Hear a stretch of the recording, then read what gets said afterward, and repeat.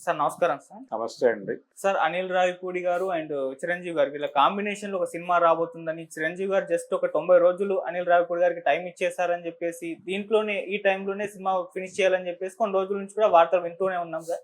అయితే ఇప్పుడు ఈ మూవీకి సంబంధించి ఒక న్యూస్ చక్కర్లు కొడుతుంది సార్. అదేంటంటే అనిల్ రావిపూడి గారు ఏదో కొత్త కథ కాకుండా పాత కథనే చిరంజీవి గారి కథనే తనదైన స్టైల్‌లో తీయాలని ప్లాన్ చేస్తున్నారు. అది కూడా గ్యాంగ్ లీడర్ సినిమానే కాస్త మసిపూసి మామిడికాయ చేసి తనదైన స్టైల్‌లో కామెడీలు ఇవన్నీ కూడా యాడ్ చేసి మరోసారి అదే సినిమా రిలీజ్ చేయబోతున్నట్టుగా వార్తలైతే వినిపిస్తున్నాయి తీసి. మరి ఈ వార్తలు నిజముందంటారా? ఆ సినిమా మరి తీస్తే హిట్ అవుతుందంటారా? మీరేం చెప్తారు ఈ సినిమాకి సంబంధించి? ఏమీ లేదండి. ఇది హ్మ్. రకరకాల స్పెక్యులేషన్స్‌లో భాగం. అధికారిక సమాచారం అని నేను అనుకోవడం లేదు. హ్మ్. అసలు 'గ్యాంగ్ లీడరే' ఒక రీమేక్. ఓకే. 'గ్యాంగ్ లీడర్' సినిమాకే 100 రీమేకులది.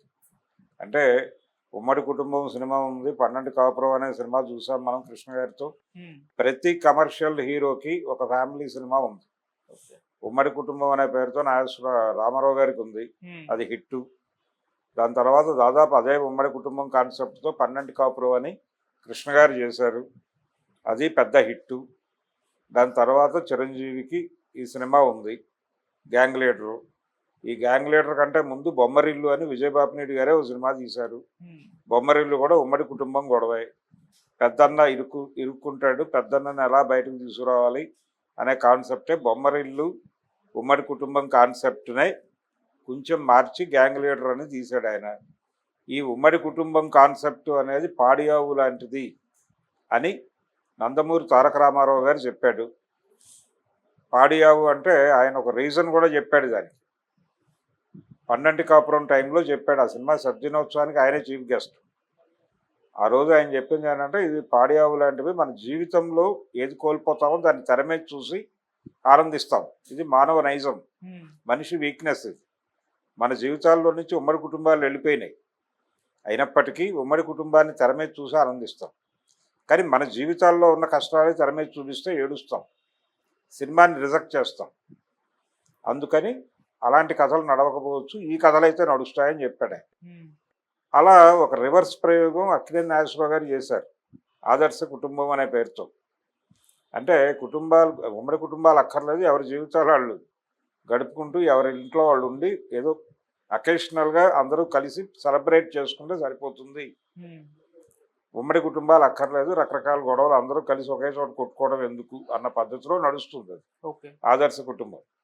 ప్రత్యేగాత్మ గారు డైరెక్టర్. ఆ సినిమా ఆళ్ళ అంతంత మాత్రంగానే నడిచింది. హ్మ్. ఈ సినిమాలతో పోలిస్తే అది డిజాస్టర్ కిందే అనుకోవాలి. ఓకే. అందుకని రామారావు గారు చెప్పిన రీజన్ కరెక్ట్. మన జీవితాల్లో లేని దాన్ని తెర మీద చూసి ఆనందిస్తాం. అదే పాయింట్లో 'గ్యాంగ్ లీడర్' హిట్ అయింది ఆ రోజుల్లో.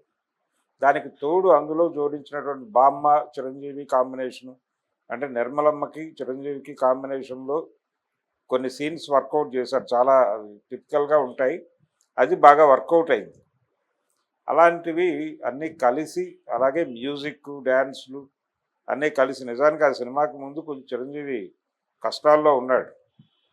ఆ టైంలో ఈ సినిమా మంచి విజయాన్ని అందించి ఆయనకు ఒక ఊపునిచ్చింది. అందుకని ఆయన 3 సెంటర్లో సద్దినోత్సవం జరిపాడు బాపినేటి గారు.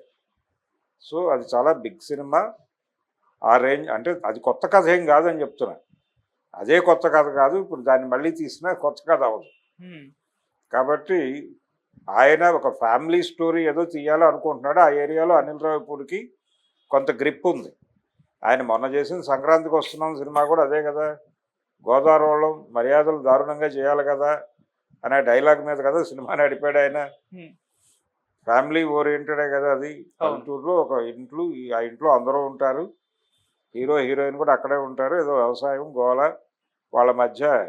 అంటే మోడ్రన్ లైఫ్ని కొంత దానిలోకి మిక్స్ చేసి ఓటీటీల్లో కంటెంట్ చూస్తున్న పిల్లలు, అలాగే కంపార్ట్మెంటల్గా చీలిపోయినటువంటి జనాల బిహేవియరు, దీని మీద డ్రామా నడిపాడు. అదే డ్రామా ఇప్పుడు మళ్ళీ నడుపుతాడు. అంటే సంక్రాంతికి వస్తున్నాం లాంటి సినిమాయే చిరంజీవి కోరుకుని ఉండొచ్చు. హ్మ్. అంటే హోల్సమ్ ఎంటర్టైన్మెంట్. ఆ హోల్సమ్ ఎంటర్టైన్మెంట్ ఎలాగైనా ఇవ్వచ్చు. అది ఫ్యామిలీ స్టోరీ అయి ఉండొచ్చు, ఫైట్లు గీట్లు వద్దు. అంటే దాన్ని కూడా ఓ పద్ధతిగా నడిపి ఎంటర్టైనర్ కావాలి, ఎంటర్టైనింగ్ సినిమా చేస్తే తనతో వర్కౌట్ అవుతుంది అనేది చిరంజీవికి ఒక కాన్ఫిడెన్స్ ఉంది. ఎంటర్టైనింగ్ హీరోయిజం చిరంజీవి మీద బాగా వర్కౌట్ అవుతుంది. వాల్తేరు వీరయ్య సినిమా వర్కౌట్ అవడానికి, వీరసింహారెడ్డి కంటే ఎడ్జ్ రావడానికి కారణం చిరంజీవిని ఎంటర్టైనింగ్ హీరోగా నడిపించటమే. సో అదే ఫార్ములాని ఇంకొంచెం ఎక్కువ మోతాదులు చేయగలిగితే డెఫినెట్గా చిరంజీవి మీద మంచి సినిమాయే వర్కౌట్ అవుతుంది. అయితే చిరంజీవిని ప్రాపర్గా వాడుకోవటంలో గతంలో ఈవీవి సత్యనారాయణ ఒక తప్పటడుగు వేశాడు. అల్లుడా మజాకా అని ఒక హోల్సమ్ ఎంటర్టైనర్ అనే పేరుతో చేసి దానిలో ద్వంద్వార్థాలు ఇతర అంశాలు ఎక్కువైపోయి అది ఒక రకంగా నెగిటివ్ సినిమా అయిపోయి హిట్ అయింది. సినిమా హిట్ అయింది కానీ కాంట్రవర్షియల్ హిట్ అయింది. ఆ కాంట్రవర్షియల్ హిట్ కాకుండా కొంచెం అదొక ప్రమాదం ఉంది దీనిలో. అంటే హలో బ్రదర్ లాంటి సినిమా ఎక్స్పెక్ట్ చేశారు ఈవీవి చిరంజీవి కాంబినేషన్లో. హలో బ్రదర్ నాగార్జున కాంబినేషన్లో ఈవీవి చేసిన పెద్ద హిట్. దాని తర్వాత పెద్ద హీరోతో చేసిన సినిమా ఇదే ఆయన అల్లుడా మజాకా. అక్కడ కొంచెం లైన్ దాటి లక్ష్మి గారు అలాగే ఇద్దరు పిల్లలు ఈయన డ్యాన్స్ ముగ్గురితో అదో గోల పెట్టేసి కాంట్రవర్షియల్ చేశాడు. దాన్ని జనాలు ఏమిటి గోల అనే పరిస్థితికి తీసుకొచ్చాడు. అట్లాంటి వైపు వెళ్లకుండా కొంచెం జాగ్రత్త తీసుకుని ఒక హోల్సమ్ ఫ్యామిలీ ఎంటర్టైనర్ కనుక చేయగలిగితే చిరంజీవితో డెఫినెట్గా వర్కౌట్ అవుతుంది సినిమా. అదే ఆ ప్రయత్నం చేస్తాడు తప్ప గ్యాంగ్ లీడర్ కథ అక్కర్లేదు. గ్యాంగ్ లీడరే ఇన్స్పిరేషన్. గ్యాంగ్ లీడర్ సినిమాయే అనేక సినిమాల ప్రేరణతో తీసిన సినిమా. దానిలోనే కొత్తదనం లేదు. ఆ టేకింగ్ హడావిడి దాని మీద ఉన్న కొత్తదనంతో సినిమా నడిచిపోయింది. ఇది కూడా అంతే. ఇక్కడ కూడా ఆ హడావిడి చేయాలి. ఫ్రేమ్ అదే, ఫ్రేమ్ పాత ఫ్రేమ్లో కొత్త పద్ధతిలో బిగించాలి ఫోటోని. బిగించేసి సినిమా ఆడేస్తుంది. అనిల్ రావిపూడి మీద చిరంజీవి గారికి చాలా హోప్స్ అయితే ఉన్నాయి. అది ప్రూవ్ చేసుకోవాల్సిన రెస్పాన్సిబిలిటీ తనకుంది. ఆయన దాన్ని కాన్ఫిడెంట్గానే తీసుకుంటున్నాడని అనిపిస్తోంది.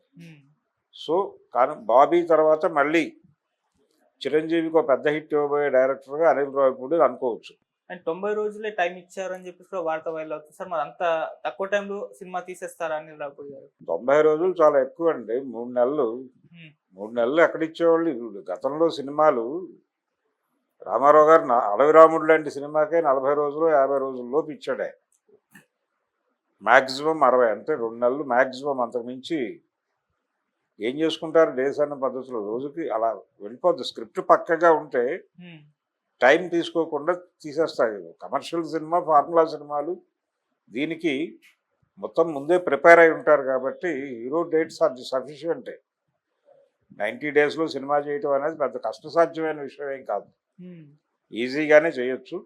గతంలో 90 రోజుల్లో 2 సినిమాలు కంప్లీట్ చేసిన వాళ్ళు కూడా ఉన్నారు. కాబట్టి ఒక్కసారి పాత ఆనాటి మెడ్రాస్ రోజుల్ని తలుచుకుని కొట్టేస్తారు, ఏం కాదు. అలా చేసి హిట్ అయిన సినిమాలే ఇవన్నీ. గ్యాంగ్ లీడర్ కూడా అదే.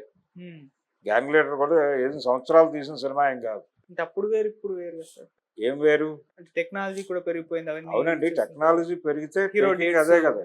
హీరో డేట్స్ ఇస్తానంటున్నాడు కానీ 90 రోజులు ఇస్తున్నాడుగా. ఇంకేంటి ప్రాబ్లం? కాబట్టి తీసేయటమే. అంతకంటే అసలు నెలలోపు డేట్స్ ఇచ్చి సినిమాలు తీయించిన హీరోలు కూడా ఉన్నారు. 30 రోజుల లోపే 25 రోజులు ఇచ్చి సింహబలుడు లాంటి సినిమా చేసిన రామారావు గారు ఉన్నాడు. కాబట్టి ఇవన్నీ సహజ పరిణామమే. ఏం టెన్షన్ లేదు. 3-4 సినిమాలు కమిట్ అయ్యి అన్నిటినీ అలా చేసుకుంటూ ఒక ఫ్యాక్టరీ లాగా సినిమాలు చేశాడు నా హీరోలు. చిరంజీవి మొదటి 100 సినిమాలు చాలా వేగంగా చేశాడు. త్రినేత్రుడు ఆయన 100వ సినిమా. ఆ తర్వాత నుంచి వేగం తగ్గింది.